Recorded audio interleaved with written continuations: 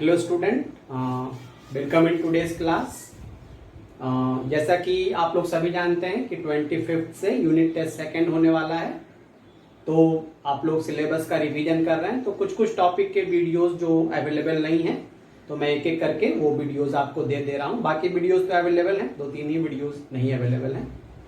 तो आज मैं जो वीडियो आप बनाने जा रहा हूँ, इसमें मैं डिस्कस करूंगा दो चीजें।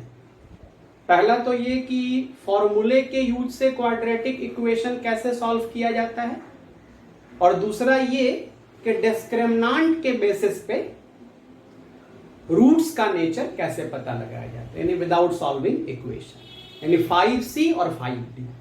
तो इस वीडियो को देखने के बाद आप 5C और 5D दोनों बनाएंगे और जो दिक्कत होगी मुझसे पूछेंगे। तो आइए स्टार्ट करते हैं। तो फॉर्मूले पे इक्वेशन सॉल्व करने के लिए सबसे पहले तो आपको फॉर्मूला जानना होगा। तो देखिए, standard format of quadratic equation जो है वो ये है, ax square plus bx plus c equal to 0। और रूट्स का जो फॉर्मूला है यानी x फाइंड करने का, वो है -b plus minus B square minus 4ac by 2। कहने का मतलब स्टूडेंट कि क्वेश्चन में बिल्कुल साफ साफ लिखा हुआ है, चूंकि आपको जो 5a और 5b है वो फैक्टराइजेशन मेथड से सॉल्व करना है, और 5c जो है वो फॉर्मूला मेथड से सॉल्व करना है। तो अगर क्वेश्चन में आपको फैक्टराइजेशन मेथड से सॉल्व करना हुआ लिखा है तो उससे सॉल्व करिएगा, और फॉर्मूला मेथड से लिखा हुआ है तो फॉर्मूला मेथड से सॉल्व करिए। तो आइए एक दो क्वेश्चंस हम लोग देख लें कि फॉर्मूला मेथड से कैसे सॉल्व किया जाता है। ये फॉर्मूला है आपका, तो आइए स्टार्ट करते हैं। तो फर्स्ट क्वेश्चन है आप ही के बुक का क्वेश्चन नंबर 3। ये है 9x square plus 6x equal to 35। तो आप इसको क्वाड्रेटिक स्टैंडर्ड फॉर्मेट में ले आएंगे तो ये इधर आ जाएगा, तो -34। अब आप चाहें तो इसको फैक्टराइजेशन मेथड से भी सॉल्व कर सकते हैं, कोई दिक्कत नहीं, लेकिन क्वेश्चन है कि फॉर्मूला मेथड से सॉल्व करना है।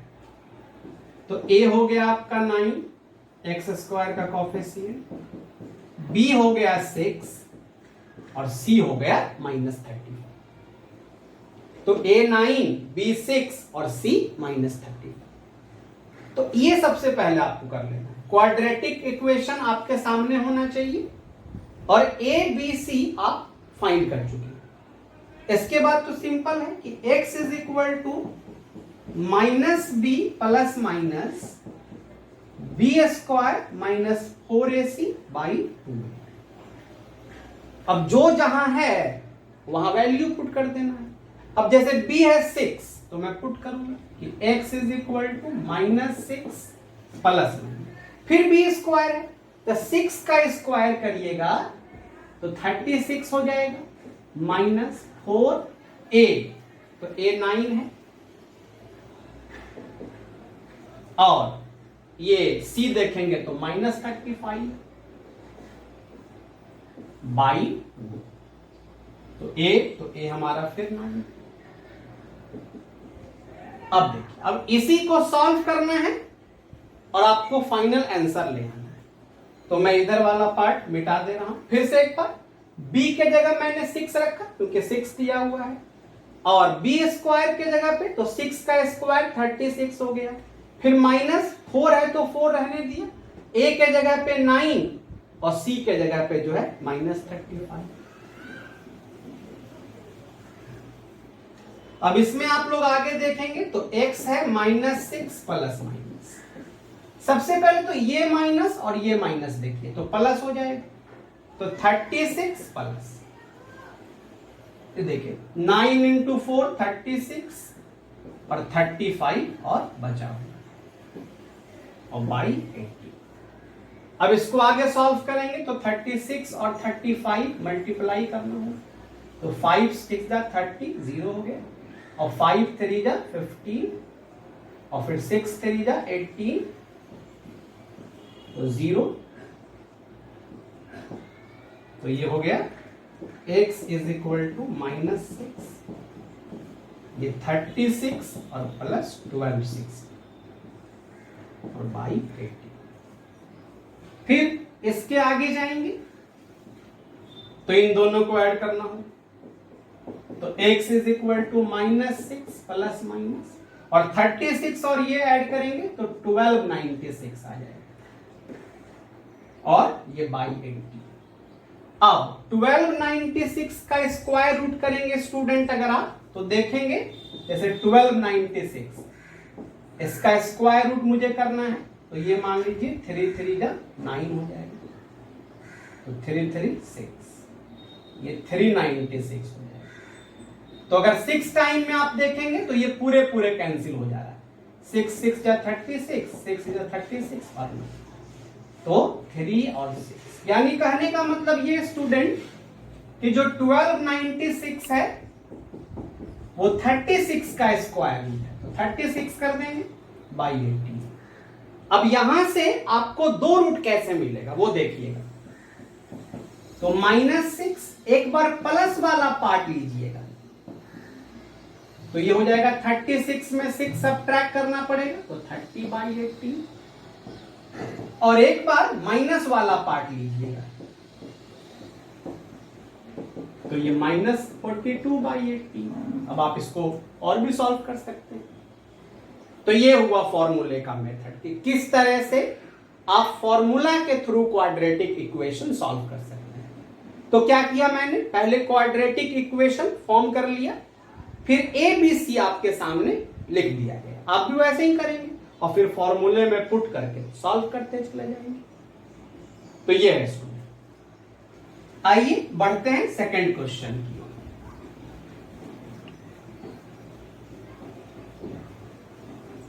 बहुत सारे ऐसे क्वेश्चन हैं आप बनाएंगे। सेकंड क्वेश्चन है आपका क्वेश्चन नंबर 16, थोड़ा डिफरेंट है, इसको मैं बता दे रहा हूं। 2x plus 4/x equal to 9। इसको थोड़ा सा हम लोग को सॉल्व करना पड़ेगा। क्या सॉल्व भाई, तो x एलसीएम ले लेंगे, और x एलसीएम ले लेंगे तो ये हो जाएगा 2x स्क्वायर और ये 4 और 2x स्क्वायर प्लस 4 और ये क्रॉस मल्टीप्लाई कर देंगे तो 9x आ जाएगा, और इस 9 को इधर ले आएंगे तो -9x हो जाएगा। अब देखिए इसमें a जो है वो 2 है, b जो है वो -9 है और c जो है वो 4 है। तो फिर सेम हो गया, x is equal to -b plus minus b square -4ac by 2। तो -b, अब देखिए ये -9 है, ध्यान दीजिएगा, तो ये वाला माइनस और ये वाला माइनस प्लस हो जाएगा। फिर b स्क्वायर, तो -9 का स्क्वायर 81 होगा, फिर 4 तो 4 लिख देते हैं, a तो 2 है और c भी 4 है, अब बाई 2a 2 इंटू 2। अब इधर वाला मिटा दे रहे हैं, तो x is equal to 9 plus minus, ये सॉल्व करिएगा तो कितना हो जाएगा, देखिए 32 बाई 4। अब 81 में 32 चला गया, सब्ट्रैक्ट कर दीजिएगा तो कितना हो जाएगा, तो ये 11 में 2 चला जाएगा तो 9 और फिर 7 में 3, 49 आ गया बाई 4। 81 में 32 सब्ट्रैक्ट कर दिए तो 49 आ गया। अब 49 का 7 हो जाएगा। अब एक बार वही प्लस वाला पार्ट, तो 9 प्लस 7 बाई 4, अब माइनस वाला पार्ट लीजिएगा तो 9 माइनस 7। तो इस तरह का क्वेश्चन आएगा जिसमें ए बी सी आपको पहचानना है और पहचानने के बाद जो है आपको बताना। तो इसमें कई वैरायटी का क्वेश्चन है, हर क्वेश्चन को आप बनाइए और जिसमें प्रॉब्लम होती है आप उसको पूछिए।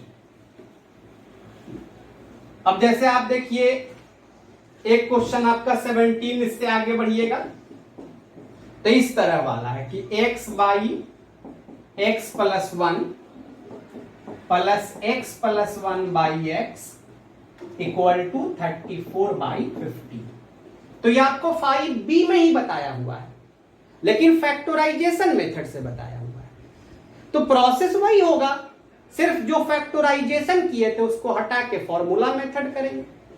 बताया हुआ है कि इसमें क्या करना होता है कि किसी एक पार्ट को, मान लीजिए इसको आप बाई सपोज कर लीजिए, तो ये हो जाएगा 1 बाई बाई।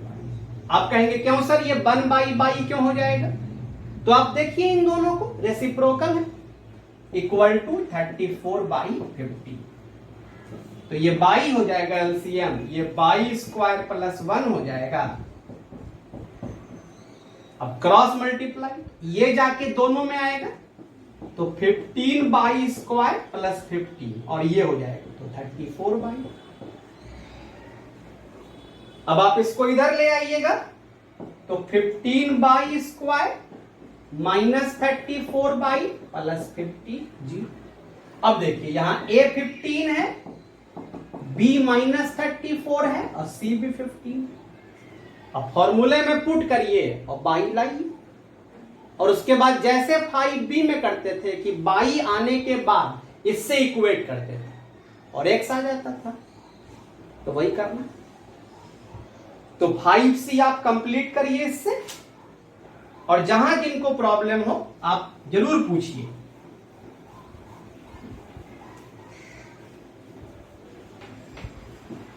अब आगे बढ़ते हैं।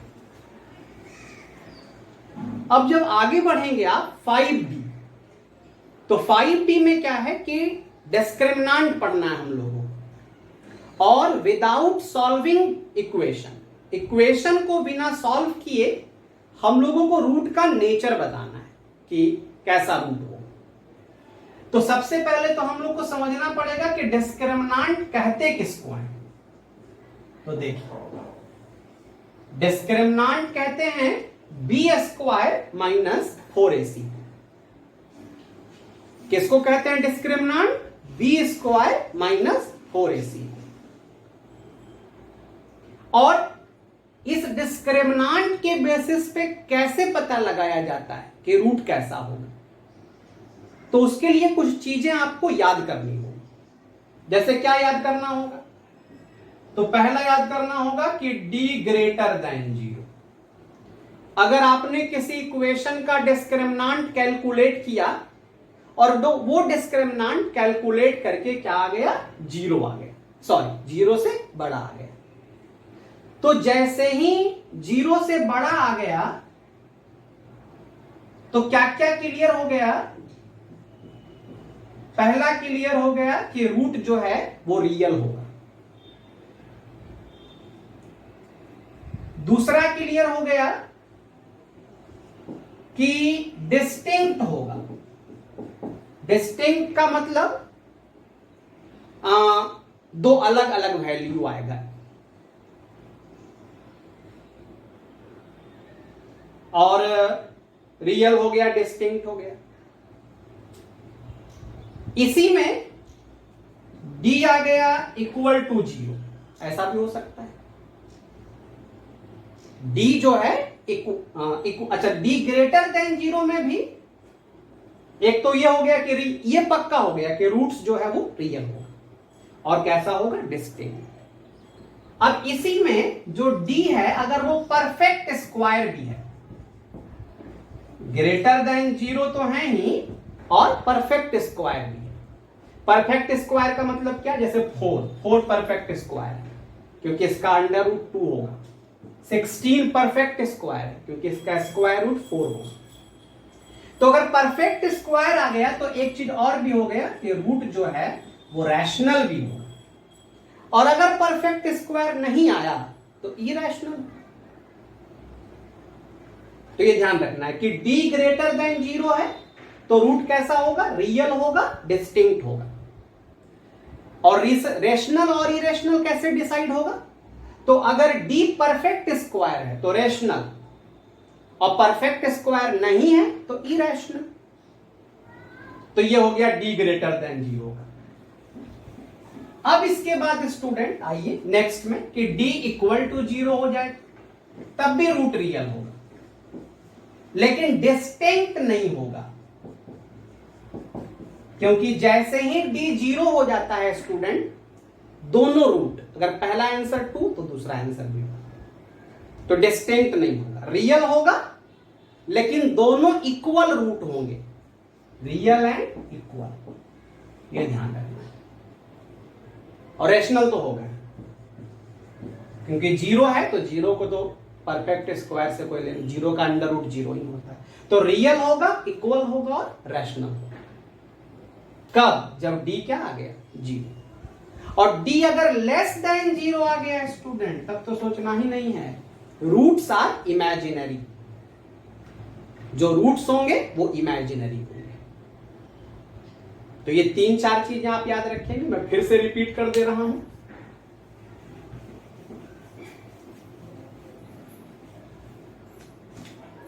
d ग्रेटर देन 0 और d इक्वल टू 0, ये दोनों में रूट रियल होगा, ये दोनों में रूट क्या होगा? रियल। इसमें इक्वल होगा रूट और इसमें डिस्टिंक्ट होगा, अलग अलग। इसी में अगर d परफेक्ट स्क्वायर है तो रूट रैशनल भी होगा। तो मैं अलग अलग करके समझा देता हूं स्टूडेंट, ऐसा आप कंफ्यूज कर जाएंगे। पहले d greater than 0, real and distinct, और इसी का एक स्पेशल केस है कि d अगर परफेक्ट स्क्वायर है तो रैशनल, और नहीं है तो इरैशनल।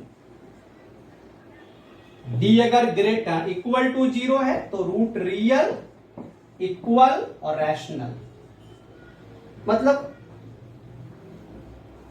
रियल, इक्वल और रैशनल। अब इससे हम लोग आगे बढ़ते हैं। d लेस देन 0 तो इमेजिनरी हो गया। अब आइए हम लोग एक आध क्वेश्चन लेते हैं। जैसे मान लीजिए कि x square minus x plus 2। अब ये पूछा गया कि भाई इसका जो रूट होगा कैसा होगा, रियल होगा, इमेजिनरी होगा, क्या होगा, बताइए। तो आइए आप लोगों को यहां पे मैं बताऊं कि जैसे इसका अगर हम पहले लिख लें a1 b माइनस 1 और c, और d पहले निकाल लेते हैं, तो b स्क्वायर माइनस 4x, तो b स्क्वायर हमारा तो माइनस 1 का स्क्वायर, 4, a कहां गया तो a1 है, और c कहां गया तो 2, तो ये 1 हो गया और ये 4 2 जा 8, तो 1 माइनस 8 जो है माइनस है। अब आप देख रहे हैं कि जो माइनस 7 है वो 0 से लेस है, तो इसके रूट्स जो हैं वो इमेजिनरी होंगे, यानी इस इक्वेशन का जो रूट होगा वो इमेजिनरी होगा। तो इस तरह से आप डिस्क्रिमिनेंट फाइंड करके और बता सकते हैं कि किसका रूट कैसा होगा। तो पहला क्वेश्चन तो इसमें यह रहेगा कि डिस्क्रिमिनेंट फाइंड करिए और रूट का नेचर बताइए। कुछ क्वेश्चन इसमें यह रहेगा, जैसे देखिए मैं आपको बता रहा हूं कि 3x स्क्वायर प्लस के एक्स, और मान लीजिए 3x स्क्वायर प्लस के x plus 4 equal to 0।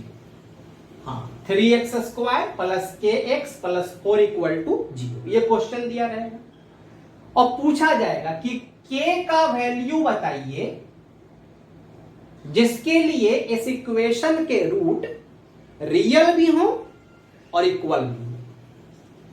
k का वैल्यू बताइए जिसके लिए इस इक्वेशन का रूट रियल भी हो और इक्वल भी। तो आप जानते हैं कि रियल इक्वल के लिए d क्या होना चाहिए 0, ये तो कंडीशन है। अब d क्या होना चाहिए भाई, तब b स्क्वायर माइनस 4x। तो आप देखेंगे कि a है आपका 3, b है आपका k, सी है आपका 4। तो पुट कर दीजिए, तब बी स्क्वायर के स्क्वायर माइनस 4a तो 3 और c तो 4 इक्वल टू 0। अब इसको उधर भेज दीजिए, तो के स्क्वायर बराबर 4 इंटू 3 इंटू 4।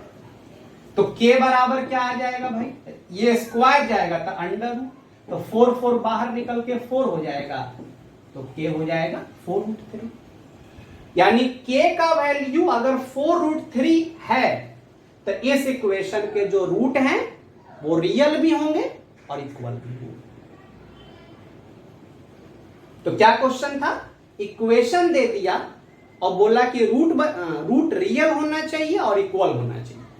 तो बताइए आपकी के का वैल्यू क्या होना चाहिए। तो जो क्वेश्चन देखिए रियल इक्वल है तो डी 0 होना चाहिए, और डी का formula B square minus 4s ये 0 होना चाहिए। तो लिख लेना है कि a3 b k और c4। अब पुट कर दीजिए और इसको उधर भेज दिए तो तैयार। इसी में क्वेश्चन रहता कि नहीं, जो डी रूट है वो इक्वल नहीं सिर्फ रियल हो, इक्वल नहीं सिर्फ रियल। तो सिर्फ रियल के लिए ये कंडीशन है कि डी 0 से बड़ा भी हो सकता है और 0 भी हो सकता है।